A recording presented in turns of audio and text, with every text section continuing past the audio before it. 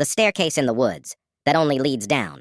I'm a search and rescue volunteer, so I've seen my share of weird stuff in the National Forest.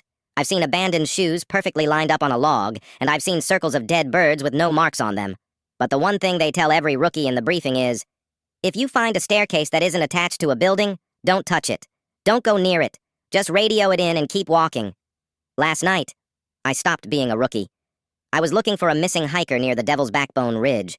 The fog was so thick I could barely see my own boots. Then the trees just stopped. In a perfect circle of cleared earth sat a flight of stairs. They were made of pristine white marble, looking like they belonged in a palace, not a forest floor. No walls, no ruins, just 16 steps leading up into the mist. I knew the rule. I reached for my radio. But as I did, I heard a voice from the top of the stairs.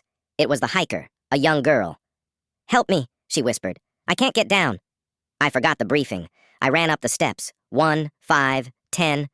I reached the top platform. The girl wasn't there. There was nothing but the cold wind. I turned to go back down, but when I looked over the edge, the forest was gone. The stairs didn't lead back to the ground. They led to another flight of stairs, and another. Below me was an infinite spiral of marble descending into a bottomless, glowing void. I ran down, thinking I could just jump off the side, but there was an invisible barrier, like cold glass, keeping me on the steps. I've been running down for what feels like hours. My watch says it's only been 10 minutes, but the sun hasn't moved. Every few flights, I see things in the void. I see cities that look like they're made of bone. I see oceans of black ink. And occasionally I see other people on other staircases miles away. They're always running, and they're always looking down. I realize the trick now. The stairs don't lead up to anywhere. They are a trap for people who think they're being heroes. The hiker, I heard, wasn't a girl.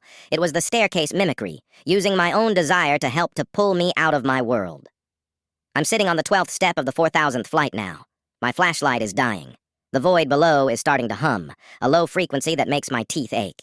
I can hear someone new at the very top, the real top, back in the forest. I can hear their radio crackling. I can hear them saying, "Hey, I found a staircase. It looks like marble." I want to scream. I want to tell them to run. But every time I open my mouth, the only thing that comes out is a soft, desperate whisper. "Help me! I can't get down."